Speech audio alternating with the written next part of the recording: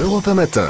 C'est un chiffre qui fait froid dans le dos. 30% des actes médicaux pratiqués dans les hôpitaux et cliniques seraient injustifiés. C'est ce qui ressort d'une étude. Alors que débutent aujourd'hui à Paris les états généraux des infections nosocomiales et de la sécurité du patient.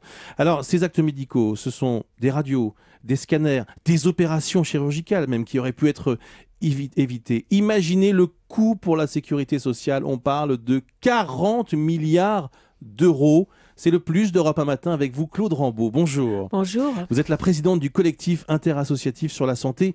On peut dire, pour résumer, que vous défendez les intérêts des usagers du système de santé. 30% d'actes inutiles, mais ça paraît énorme. Alors 30%, c'est une moyenne. C'est un sondage réalisé auprès des médecins, je le précise. Oui, ce sont les médecins eux-mêmes qui avancent ce chiffre. Il y a sûrement plus dans certains actes. Je vais vous en prendre un par exemple. La pose d'une sonde d'une sonde urinaire Admer. C'est sûrement un acte, c'est certainement l'acte inutile le plus important. C'est beaucoup plus que 30%.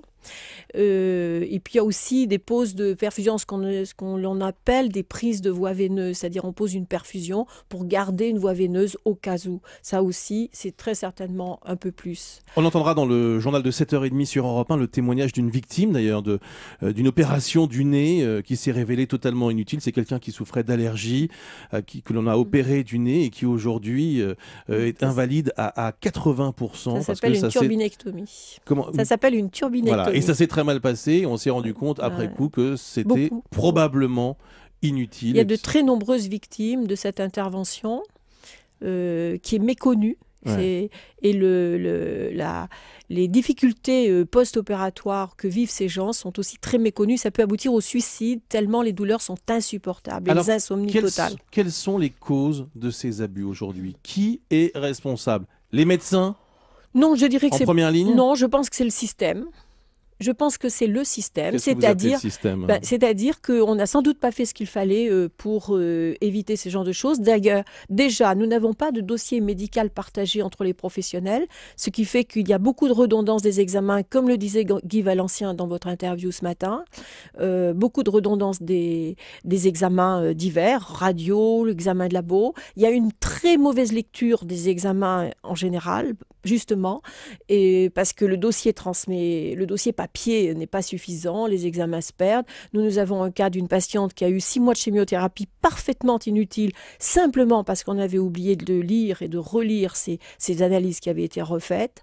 Donc le dossier médical, l'absence d'évaluation aussi, Guy Valencien disait il nous faudra mieux évaluer, l'absence d'évaluation. Et puis une chose, les patients ont une part de responsabilité. Ce sont donc les patients qui pourraient aussi avoir une forme de responsabilité. Nous sommes, mettons-nous tous dans le même sac. C'est qu'on ne l'ouvre pas assez quand on est patient. Mais ne sommes-nous pas trop exigeants aussi avec les médecins? Non, c'est simplement que les patients n'osent pas dire, n'osent pas contester, n'osent pas demander. Et il faut que les patients l'ouvrent. Les Américains ont une campagne qui s'appelle Patient Speak Up. Ça veut dire patient, ouvrez-la. Donc ça veut dire prenez la parole, parlez, échangez les informations et posez des questions. Et il y a une question fondamentale. Docteur, est-ce bien nécessaire? Vous ne répondez pas à ma question sur la pression des patients. Elle existe. Oui, elle existe. Alors, elle existe, mais dans des domaines bien particuliers. D'abord, le professionnel, c'est le médecin. Si le patient lui demande de le pendre, il ne va pas le pendre. Donc, le médecin peut parfaitement dire non, je ne suis pas d'accord parce que c'est dangereux.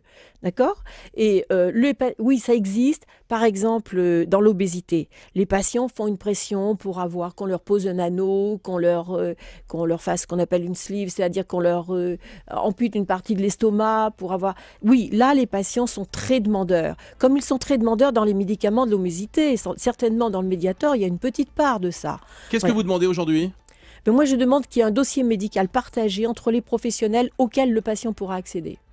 Claude Rambaud, invité d'Europe 1 ce matin, présidente du collectif interassociatif sur la santé. Merci d'avoir été avec nous.